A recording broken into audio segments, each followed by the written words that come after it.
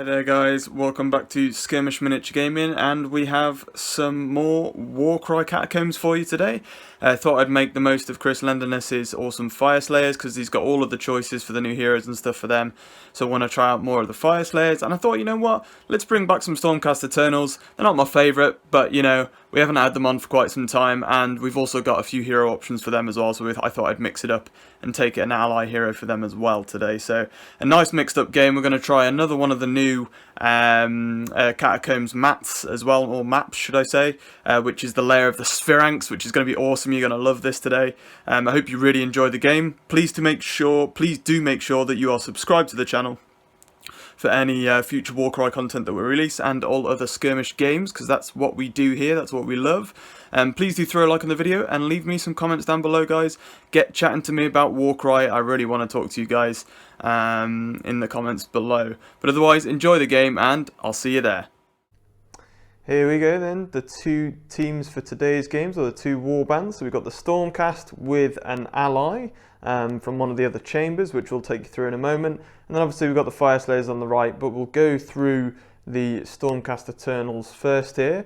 Both warbands again trying out taking two heroes. That seems to be the way to go at the moment with Warcry. And it's fun to try and involve different leaders and different abilities and allies and things nowadays. So that's what I've gone for here today. And what I've gone for here is my actual leader as part of the Stormcast Eternals Vanguard Auxiliary Chamber. My hero leader, as in the one that will actually have the leader trait, if you like, not just the rune mark, is going to be a Raptor Prime with Hurricane Crossbow. I'm not sure if this model is just a normal Raptor, Hurricane Crossbow, to be honest, but I'm taking him as a Prime just so I can take two leaders. So that's going to be him. He's going to be accompanied in my shield battle group by an Aetherwing.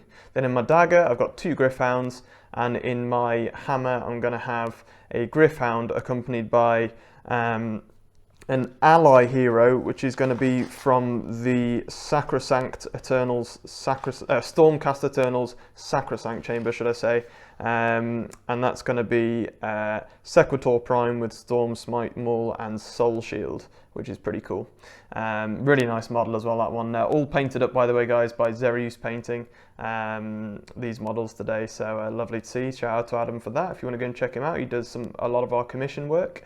But yeah, lots of Gryph-hounds as you'd expect, and a nice ally hero there. She'll be able to benefit from my other abilities, that like auras and things, but she'll be able to use her own abilities that she's able to with her own rune marks from her own chamber. So should be quite interesting. She's very expensive for what she is, but she's going to be tough to take out for the Fyreslayers today, and I'll be interested to see what she can possibly do. So I've got a bit of combat and a bit of range in there, to be honest, so I'm interested to see how that goes down. But yeah, that is the Stormcast, guys. Let's move on to the Fyreslayers today and see what they're going to be bringing. Okay, so whilst we've got hold of the Fyreslayers at the moment, that we've been lent by Chris, thanks, shout out to Chris again. But whilst we've got hold of them, I thought we'd get another game in with the Fyreslayers. We've got an Auric Runefather in the shield battle group there at the front. Such a cool model. He's got his huge lock key axe, and he's got his own unique leader abilities and things. He's going to be the leader hero. To the right of him is going to be a second hero, but not the official leader, although he will have the leader rune mark, who is going to be a battlesmith, and he's the one that gives out the aura for +1 toughness. The Runefather gives out an aura for +1 strength. I thought these would be really good to try against Stormcast. They might actually come in handy in this specific game, so we'll wait and see how that goes down. But other than that, we're going to be moving on here to the back. I've got two Berserkers. I think they're Hearthguard Berserkers, if I'm not mistaken. I shall get those out here. So yeah, Hearthguard Berserkers with Berserker broad axes. So there's two of those in behind there that are going to be in the shield group. On the left hand side, you've got another one there at the front in the dagger, alongside a normal Volkite Berserker with pair of Fire Steel axes. And you've got a copy of the dagger there with the same two in the hammer battle group there. So today's battlefield, as you can see, is another one of the expansion boards that we picked up, which is the lair of the Sphiranx. And I figured, well, the narrative behind this one, you've got Stormcast Hunters, a Hunter Stormcast warband with the assistance of a Sacrosanct warrior there, and then you've got the Fyreslayer warband, who, let's be honest, love hunting monsters down anyway. So they're both searching through the Sphiranx lair for the Sphiranx. Neither of them have found her, but they have found each other and they're going to throw it down in the Catacombs. So what we're going to do here, we'll get into a priority roll-off, and the Fyreslayers will be the beige dice here. So they're getting a 2, and then the Stormcast are going to be the black dice today. They are winning the priority roll. So we'll do a generic roll here for the generation of the battle plan, the conditions and twists, etc. But in terms of the placement of terrain and whatnot today, I've already preset that because of the situation and everything at the moment. So there's no point with the two opposition of doing mixing up and doing the order and everything. So I've done a preset table today. It's much easier. So we've got a closed door here with a lever on it as one of the battlefield terrain choices. You've got another closed door here. You've got a broken door terrain piece that I chose to put down here. You've got 2 open doors in the middle. Closed door here. That is an open door on the far side. Closed door. The 2 bridges are placed always over the swirling vortex pools. I thought it went really well with Stormcast for this game. Thought it looked really cool. But then I decided to put the doorway in the middle, the pit, so that you can come up through that as an extra deployment point when your extra battle group comes in later on in the game. And I put the coffin down on that side there just to mix it up a bit as well. So we've got a few 4 terrain pieces as always on the table. So the Stormcast won the roll-off today, and so they'll be rolling on the deployment table. We'll choose table B. Let's see what we get with that. It's number 3, which will be the dominant position. Interesting. Okay, so considering that things are very similar on both sides here, I'm going to go with blue for Stormcast, red for Fyreslayers. That makes sense. And it looks like that means Stormcast will get their shield in straight away along with the hammer. The Fyreslayers are going to have to wait for their shield to come in from battle round 3 onwards, which is going to hurt because that is their bulk of their force today. So that will make things interesting.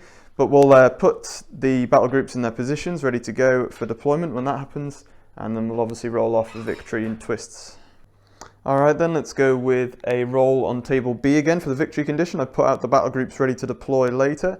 See what we get. It's number 1, which is take by force. Interesting. I don't think we've done that one before either. So players roll off and the winner chooses who is attacker, who is defender. Defender places 4 objectives anywhere on the battlefield, each more than 9 from each other and 3 from the battlefield edge. At the end of each battle round, the attacker scores 2 for each objective they control. Defender 1 for each objective they control. The battle ends after 5 battle rounds. When the battle ends, the player with the most victory points wins the battle. So very simple, and obviously it's going to have to be deciding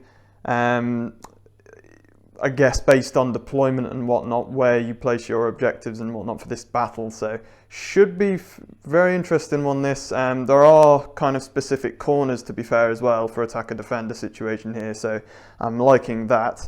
But that is your victory condition, guys. So take by force. We'll do a roll now for the twist, and then we'll resolve all of these because we've already done a battlefield setup for today. So twists, we'll go for table B.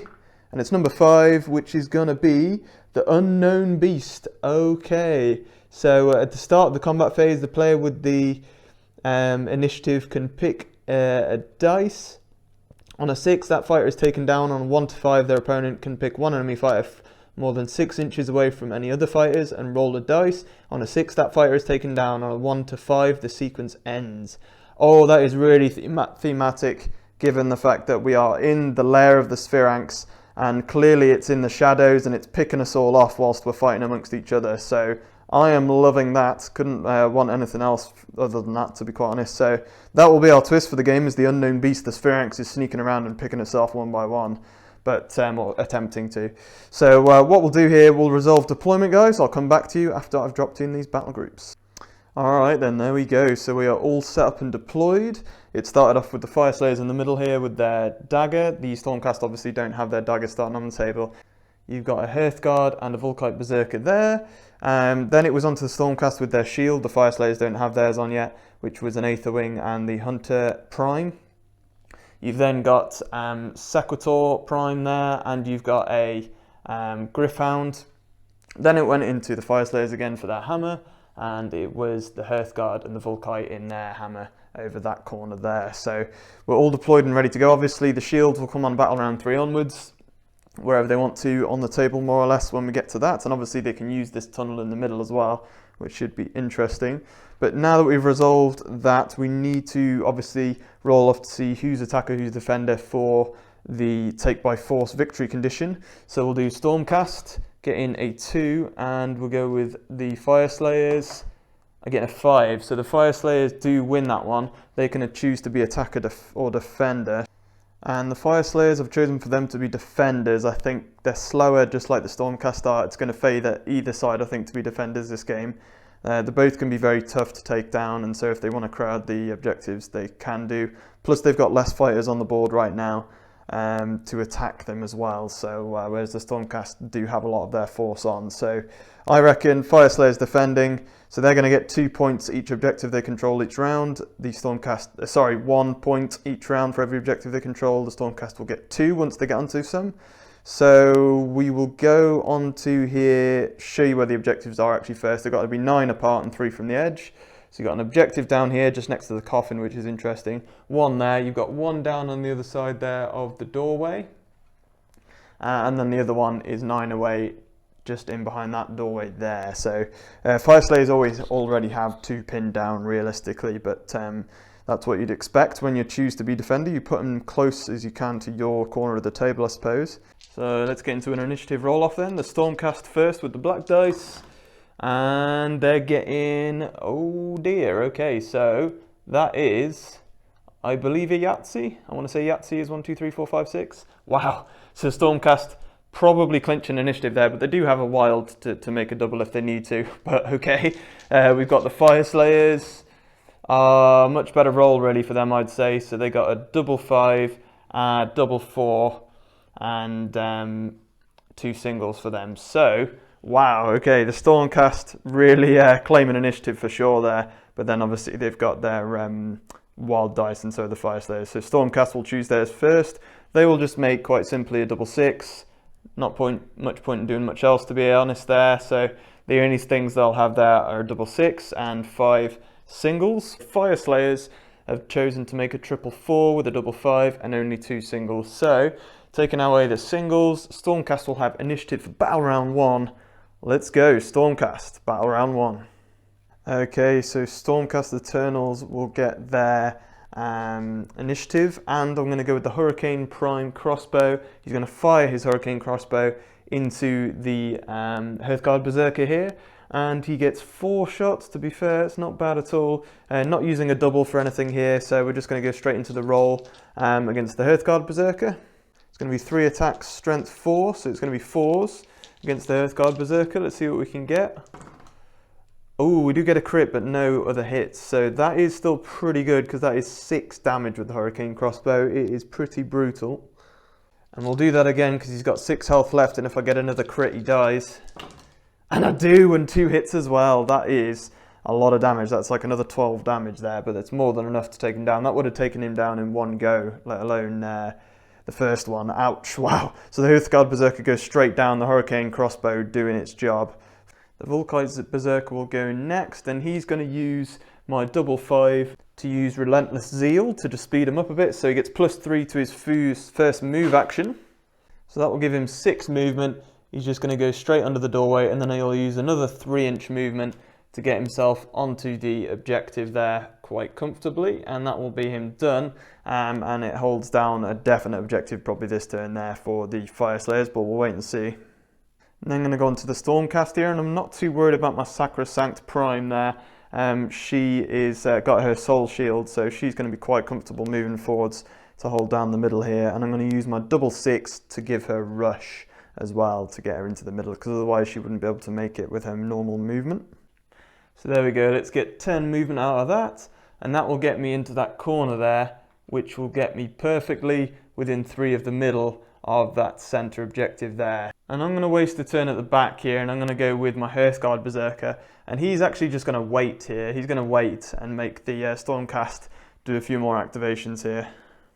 So I'm going to go again here, and I'm going to go with the Stormcast, and Aetherwing is going to make flight movements, and Aetherwings have 12 movement, so he's got more than enough to double move, get his way across to the back objective there. and he will just fall back so that he's not quite next to the casket to get hurt, because Aether Wings don't have much health, to be fair. So they'll help claim that objective at the back. It's then onto the Fyreslayers again, and we'll go with my Hearthguard Berserker at the back again, who will use the only action left after waiting last time to pretty much just, he'll move up to the door, but he'll help hold that objective there at the back for the Fyreslayers this turn. And it will be on to the last activation for the Stormcast, which will be the Gryph-hound. The Gryph-hound will make a double move and will just lock himself into combat with the Fyreslayer. And the only reason I'm doing that, to be fair, is just because if I don't, I can't get close enough to the objective to actually hold that down, because I believe that should probably put me within 3, yeah. But any further away than that and I won't be able to hold it, so I kind of need to engage him to hold down that objective. If he goes down, at least I can test it. So there is that. That's the Gryph-hound done. The only fighter left on the battlefield is the Volkite Berserker in the middle, and he's going to spend my 4/4 to just onslaught now. In the end, I think it's probably going to be the best thing for him to do. So I've now got 5 attacks instead of 4, but I'm only strength 3 against the Gryph-hound, so I'm going to need 5s here. But it's 1/3 damage, so hopefully more dice, more chance of crits. And not like that, not a single 5 up. That is not very good from the Volkite Berserker. We'll try again for the second attack action, still 5 dice. We only get 1 crit in the end for 3 damage. That's pretty poor, to be honest, but he caused some damage, and yeah, I suppose he is still on the objective, if anything. But that is going to be the end of that round, guys. I forgot to say, actually, at the beginning of the combat phase, it was the Stormcast Eternal's initiative, and with the Sphiranx, the hidden monster with the twist, I forgot to mention that they get, the Stormcast would have, with the initiative, got to have chosen an enemy model that didn't have another model within 6 inches of it. So you basically have to choose an enemy model is on their own, basically, and doesn't have another friendly model within 6, which this next round will come into play because they've all started to run off. The idea is that the monster picks them off from the shadows when they're on their own, so they can't be teamed up on. So you kind of want to keep yourselves together in this, and I tell you what, it's going to be interesting. But it's only on a 6 that it happens anyway, and your opponent then also gets to choose a model as well that's on their own for your opponent. So yeah, it's going to be interesting because that will probably now kick in this next round because there's no reserves still coming in yet. Fyreslayers are going to struggle in this game, I think, until they get their reserves in, so we'll have to wait and see. But it's 4-2 to the Stormcast at the moment. They managed to take the middle objective here. They had that one with the Aether Wing. They had a lot of movement there with him. And then we've got the Fyreslayers holding down 2 at the back, but they only get a point each, whereas the Stormcast are the attackers and get 2 each. So we'll move on to Battle Round 2. We'll do another initiative roll-off. The Stormcast will get theirs first. They are getting a better roll than last round because they now have a quad on the cards, which is really good for them. But they do have the 555, which can be handy as well for the Hurricane crossbow, so we've got to keep that in mind. You've also then, they've got 3 singles in the bank as well there, so makes things quite interesting for them. The Fyreslayers, though, they're still waiting for their big reserve squad to come in, force to come in, but they will still do their initiative roll-off, and they're getting a 333, so they're also getting a triple, and they're getting 3 singles there. Okay, neither side banked wild dice in the first turn, so for them it's just going to be a case of go with what they've got now and apply 1 wild dice. So it's equal at the moment, I believe, there actually for initiative. So Stormcast will roll the dice, they get a 2, Fyreslayers get a 3. So Fyreslayers have initiative right now. Alright, so the Fyreslayers are going to make a single 2 to guarantee their initiative, because now Stormcast can't even them up again with singles to try and roll off, because you can't roll off more than once. So Fyreslayers making sure they have that initiative. I think it makes sense. I'm surrounded and outnumbered until the next battle round, so worth waiting, I think. And the Stormcast, I think they're probably more than likely going to go with a quad 5 there. That makes sense. Just go for a rampage if needed. So that is that. Fyreslayers have initiative for battle round 2. Alright, and so at the start of the combat phase as well, before we go into anything else, the Sphiranx is going to come out, the unknown beast, and try and pick off enemies in the dark. Obviously the Fyreslayers have initiative, so they can try first as well. I'm going to pick the Aether Wing for sure, I think, because he's the only lonely one. I actually know the Hurricane crossbow here would make more sense. So on a 6, he just gets removed from the table. The Sphiranx just eats him up and picks him off. Oh my god, the crit! we'll do it as well, and the Hurricane Crossbow gets eaten, and he's just completely removed. And only on a 1 to 5 would the Stormcast have then been able to pick to do the same thing. So, okay, that's typical that I rolled a 6 first time, and it will be on to the actual initiative now for the Fyreslayers, and that's helped them out a bunch for this round, no doubt about that.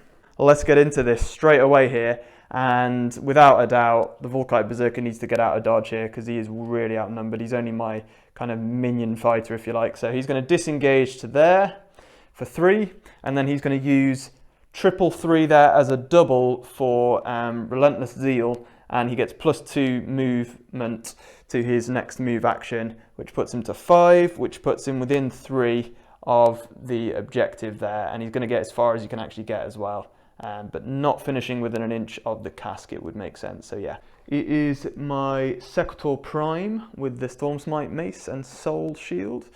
So she's going to move 4, and then she's going to move another 4 with Rampage for a quad 5 and get a free attack, and then that means she's got an action left as well to be able to attack again. So she's going to move to there. I'm going to move right in around the side there as well, not within an inch of the casket, but within 3 of the centre of the objective to help take that this turn, but she's going to get that free attack and then another attack if she needs it. So this is going to be 3 attacks, strength 5, so this is going to be 3s quite comfortably, 2-4 damage. That's 8 damage. That puts the Volkite Berserker down to only 4 health left, I believe. 4 health left, and the Prime has another attack, and that's the same again. That's another 8. That easily takes down the Berserker, and that's another Fyreslayer bites the dust. He tried his best to get away, but that quad has really helped out the Stormcast and the Prime there, who always will be able to dish out a ton of damage. And to be honest, this round's already more or less done with anyway. The Fyreslayers literally have been hurt badly by having to wait for their shield to come in, so we will quite comfortably just stay there with the Hearthguard Berserker. He's already got that objective anyway after the last round, but might as well stay there and keep hold of it until reserves come in next round anyway. It stops the Stormcast thinking about bringing stuff in behind maybe, but otherwise we've got the Volkite Berserker here as well. He will just move onto the doorway there. Nothing's going to change anything this round with that, so that'll do nicely. We now have control of this objective down at the back. The Gryph-hound will make moves, double move, and we'll get down to that doorway there.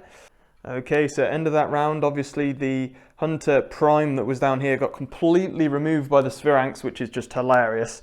And match play players are going to be crying in their beds watching this. Absolutely pouring with tears, because that is a very, very narrative-esque twist, to say the least. But yeah, the Stormcast are going to hurt from that one. However, we'll go into an initiative roll off about round 3, and the reserves will be dropping in for the Fyreslayers now too, so they'll be very happy with that. And also, we're going to have to roll at the beginning of the combat phase for the Sphiranx again to see if he managed to eat somebody. So to say the least, it's only on a crit that you get it, but having initiative matters a lot with that, because if you roll a crit, then your opponent can't use the Sphiranx. So yeah, it's big, and we're going to get into a roll-off. Let's do Stormcast first, and they will get no bank wild dice this turn again, guys, so it's just a double 3 for them, a double 5, and 2 singles. Fyreslayers, they're getting, a triple 1, so a quad is on for the Fyreslayers. However, they do also have their battle group coming in for their leaders, so maybe they'll end up using that. They've got a double 3 as well, and a single. That's pretty good for the Fyreslayers. Alright then, so the Stormcast have to choose first. They've gone with a triple 3 for some darting run from the Gryph-hound. But they've only been left with 2 singles, and they didn't massively necessarily need initiative, but the Fyreslayers do want to try and seize it, so they're going to make a second single. That was meant to be, sorry, there. So they're going to try and roll off. So the Fyreslayers here are going to get a 5, the Stormcast get in, a 2. It was totally worth it from the Fyreslayers, and they will take initiative here. And they probably just wanted that really to be able to choose to come up through the grate here. To outdo the Stormcaster in the middle, because they've got a big chunk of fighters coming in, so it's probably worthwhile doing for them. So going into deployment here, just to point out that the Battlesmith here has chosen to come out of the grate in the middle, and that means that the Stormcast can't drop anybody else from that deployment point now, because he's bang in the middle of it. So they can't get 3 away on that deployment zone. So the Gryph-hounds are going to have to go elsewhere. So I'll alternate placing each one now, and we'll come back to you after deployment. And there we go, Gryph-hound has dropped in at that exit there, not quite in combat range of the Hearthguard Berserker, but close enough to be able to cause some trouble at the back and take some objectives. Gryph-hound down the back here has dropped 3 inches away from this door. I'm ready to move into the middle as well. So kind of a pincer move there from the Stormcast, but the Fyreslayers have all dropped from this middle point because they want to use their auras for the next few battle rounds for sure if they can help it. So +1 strength, +1 toughness capability could be quite strong. But what we'll do here, we're fully deployed. Everyone's in now in the game that can be. We'll go into the combat phase, and it would be initiative here to the Fyreslayers since they took it, but they'll also get a chance here to pick an enemy model for the Sphiranx, and the only one I think that's on their own and 6 inches away from any enemy model or any other model for the Stormcast is this Gryph-hound. So we'll choose that Gryph-hound there as the one that the Sphiranx goes after for the Fyreslayers. See if we get a 6. No crit this time, so the Sphiranx doesn't eat the Gryph-hound. But if you don't roll a crit, your opponent can then choose an enemy model. And I think, given that this door is closed, that counts as a wall. So I think we'll fairly say that we can choose this Fyreslayer for the Stormcast to be eaten up by the Sphiranx because everything else is too close to each other. So we'll go with that. And it's going to be on a crit. No crit, so nothing eaten by it and taken away. The Sphiranx is still happy with the Stormcast Hurricane Prime that he ate up last round, so he's still got him pinned down. Right then, so the Fyreslayers are going to go and the Battlesmith will go. He's just going to use one action. He's not going to use an action, sorry, he's going to wait. But before he waits, he will use triple ability, his specific triple ability that only he can use, the Icon of Grimnir, to add +1 toughness to everybody within 6 inches. So himself and these 3 in front of him are going to be +1 toughness for this whole round. And he's waited, which means he gets one action and can use another ability if he wants to again later on as well. The beauty of waiting. And to do that, he's used the 111. So they only have the double left now, the Fyreslayers. Okay, the Gryph-hound's going to risk it here, and he's going to move into engagement range of the Hearthguard Berserker, and then is going to make an attack action followed by a darting attack. 4 attacks here into the Hearthguard Berserker, and it's going to be strength 4, toughness 4, so 4s. And that is a crit and a hit. That's not bad from the Gryph-hound. That's 6 damage already. He's on half health. If he does that again, the Berserker will actually go down. So same again here, and this time he has to spend the 333 to get a free attack action and a free disengage. And this time it's going to be 3 hits, which will be, that's another 6 damage, and that is perfectly going to take out the Hearthguard Berserker in a nice. The Gryph-hounds are always way stronger than I think, and he's done it all quite safely. He won't get a free disengage now because he's not engaged anymore, but he's already on the objective. So the Stormcast have retaken that one at the back, or taken it now, should I say.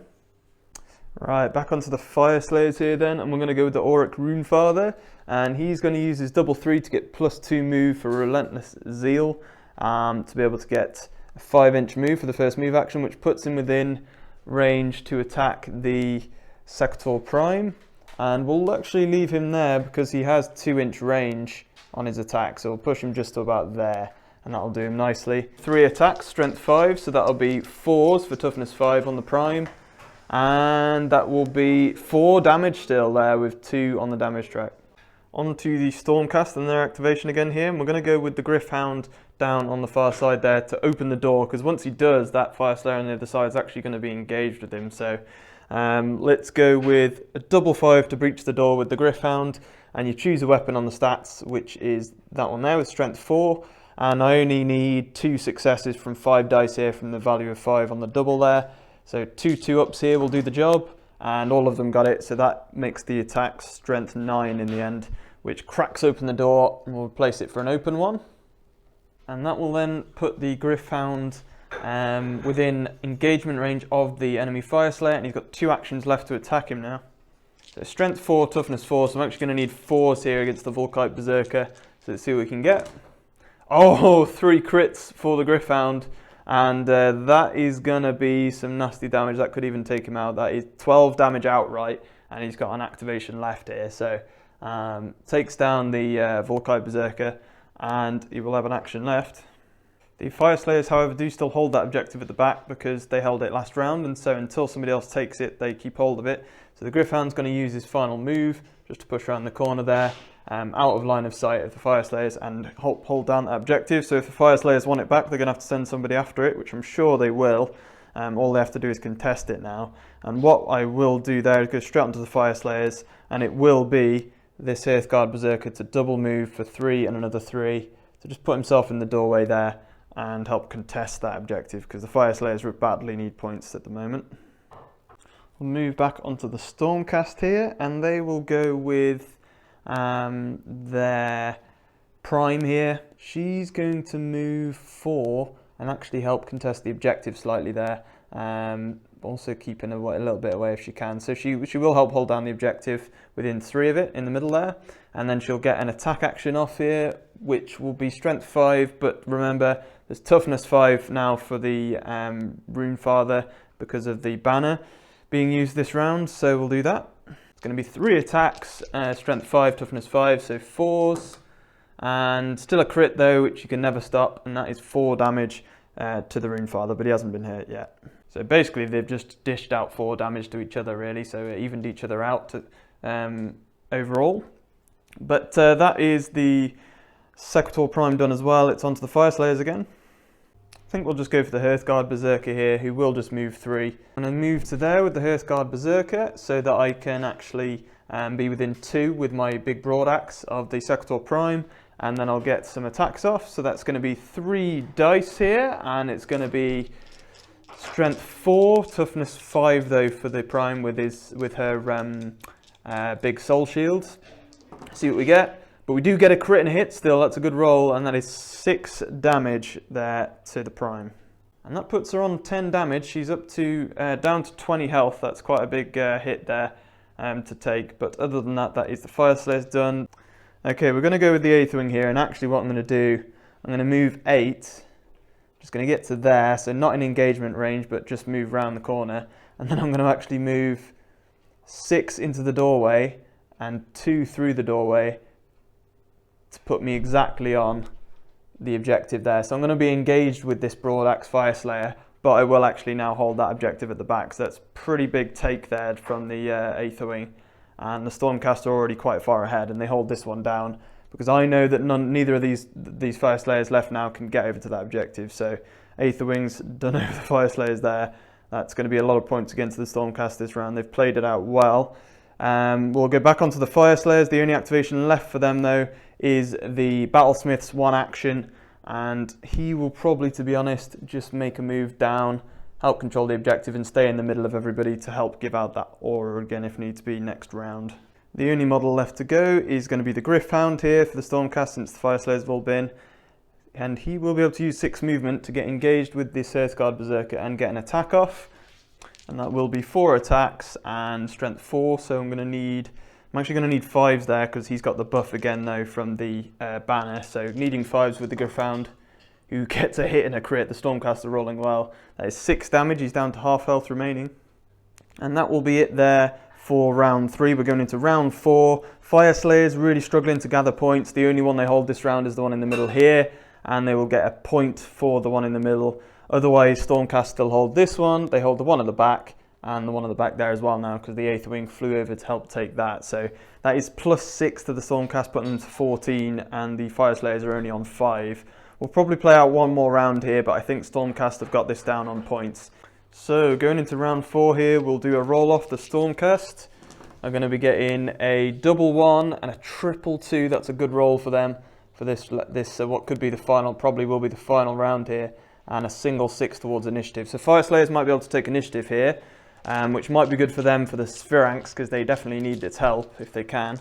And the Fyreslayers roll, they're getting 4 singles and a double. I'm not sure if that's good or not for them really, but they got the double, and both sides have a wild dice to use, and obviously Fyreslayers will definitely have initiative here, so they'll choose a wild dice first. And there we go, the Fyreslayers making a triple 6, and they have 4 singles towards initiative. the Stormcast couldn't turn down that nice quad 2 there. So it's 14-5 to the Stormcast going into the 4th battle round. It's looking like they've got the game under wraps. However, we will do the Sphiranx here going into the combat phase, and the Fyreslayers have initiative, so they'll get the first choice. Gryph-hound is the only one more than 6 away from enemy models, and even if the Stormcast get to throw it back in the opposite direction, there's no enemy models to choose for them for the Fyreslayers. So the Gryph-hound's the only one. On a crit, he gets eaten by the Sphiranx. No, they could have done with that, to be honest, the Fyreslayers. I don't think it would have made any difference, but you never know. So that is going to be that, and it will be Fyreslayers for their initiative battle round 4. And it's going to be the Battlesmith here. He's going to just move into the doorway for 1 action. And just to the other side of the doorway there, I think, just to poke his base through a little bit, but we'd be within an inch of the Aether Wing there to get an attack action in for the 2nd action. And this will be 3 attacks, strength 4. I need to get 3s here on all dice to take down the Aether Wing. I really need this, or a crit and a hit. So let's see what we can do. And I get 2 crits. It's more than enough to take down the Aether Wing. 8 damage, he's only got 6 health. And that's really important because it helps us take control of that objective at the back, but also it allows me to use my 666 for Honor Our Oaths, which is the generic leader ability. Once you kill an enemy fighter with a leader, you can pop it off, and then every fighter this round within 6, once activated, once the ability has been used, gets +1 attack, which is insane. So that means that now the Runefather here, the Hearthguard Berserker there, and the Hearthguard Berserker there all get +1 attack this round, so it could be pretty handy. And that was the plan there with the Fyreslayers, so we'll see if it helps them out or not this round. And we've used the 666 to do that, so it will be onto the Stormcast activation, and I know straight away where it's going to be here. We're going to make the most of that quad with the Sequitur Prime, and we're going to go with a quad 2, and that will give us a move action to engage both fighters there and get off an attack action. It's going to be 3 attack, strength 5, and it's going to be 3s now because they don't have that +1 toughness from the banner. So 3s to hit, 2-4 damage, and that is a hit and a crit. That is 6 damage straight off the bat, and he's up to 10 damage. He's on 15 health left. She has 2 normal actions left, and what she's going to do here, she's actually going to go into the Hearthguard Berserker to make sure he can't do anything before the end is nice. So he's only got 6 health left. This is going to be on 3s as well. And 2 hits is 4 damage, doesn't quite take him out. He's down to 2 health left, but she'll attack him again to try and finish him. Only needed 1 3-up, and down goes the Hearthguard Berserker. Saves him attacking the Gryph-hound next for sure, and that is the Sequitur Prime done. Nasty activation, and it will be on to now the next activation for the Fyreslayers, but it's really not looking good for them now. And we're going to go with the Hearthguard Berserker because he's got 2-inch range through the doorway there into the Gryph-hound already, so he's already not engaged but within range. So he's going to go for his attacks, and he's got 4 attacks. They've got no ability dice left though. Strength, 3 attacks, strength 4, my bad. So he's going to be 4s to actually hit here, 2-4 damage. That's 4 damage already to the Gryph-hound, and another load of attacks, which is only another 2. So that is 6 damage overall from the Hearthguard Berserker into the Gryph-hound. Onto the Stormcast again here, and the Gryph-hound will move through the doorway, and we'll see if we can get in range here of the Runefather, and he can just about there within an inch. 4 attacks with the Gryph-hound. This is going to be on 4s, and that is 3 hits. And that will be 6 more damage to the Runefather, and that is the Gryph-hound done. And my mistake actually, guys, this Hearthguard Berserker would have had another 2 attacks because of the standard bearer and the Oaths ability earlier on in the game. So 2 more attacks from the Hearthguard Berserker on 4s. And that would have been another 4 damage to be fair, so I'm glad I remembered that. That's 10 damage overall for the Gryph-hound now. However, it will now be on to one of the Gryph-hounds to activate for the Stormcast. And this one will just move into an inch range because he wasn't already. To then attack with 4 attacks into the Hearthguard Berserker. And I'm actually going to use the double 1 here just to add 1 attack for onslaught. I might as well here. So just to try and hurt this Berserker. And that is going to be on 4s, so that is a crit and 2 hits. And that's 8 damage there to the Hearthguard Berserker with the broad axe. and he's only got 4 health left. That's the only trouble, I suppose, with the Fyreslayers, is that they do have still low health, which doesn't really help them. Only one left now for the Fyreslayers is going to be the Runefather, who does have +1 attack, remember, from the Battlesmith's triple that was used earlier, so he's going to just attack the Gryph-hound, try and finish a model off. I'll go into the Prime because both the Gryph-hound and the Prime have 20 health anyway, and the Prime's probably, I would say, better in combat, but actually I think they're very much the same, so we'll go for the Prime anyway, whilst I've got strength 5 with the Runefather. So this is going to be 4 attacks instead of 3 because of the Battlesmith's buff earlier, so 4's needed, and that is not good, not a good start. 2 damage, and we'll go again for the second action, and slightly better, so that's going to be another 7 damage with the crit in there. He's got really good crit damage. 19 damage dealt there to the Prime, and the Runefather is done. But other than that, it's going to be on to just whatever the Stormcast have left, which I think is just this Gryph-hound on the flank, who will just double move for 12 and get right up onto the objective at the back there to make sure that they hold that down for every other round, because they hold these 2 anyway at the back there on the left flank. And at the end there of battle round 4, it's gone the way we thought it would anyway. The Stormcast still holding down the majority of the map, really. Fyreslayers holding down this one, even though it's contested because they held it last round. Stormcast have this one, and they hold down that one there at the back now as well, with the 2 Gryph-hounds. So strong game for the Stormcast there. They only lost 2 models, at the Aether Wing and the Hunter Prime, but the Hunter Prime also got taken out by the Sphiranx, so they were really, really tough that game, and the combo of having the Sequitor Prime in there with the Vanguard worked really nice. And then you've got the speed of the Aether Wing and the Gryph-hounds to aid them, and Gryph-hounds are always nasty models, but I think the Stormcast have kind of been nerfed a bit as well because they had their points increase after the new books were released.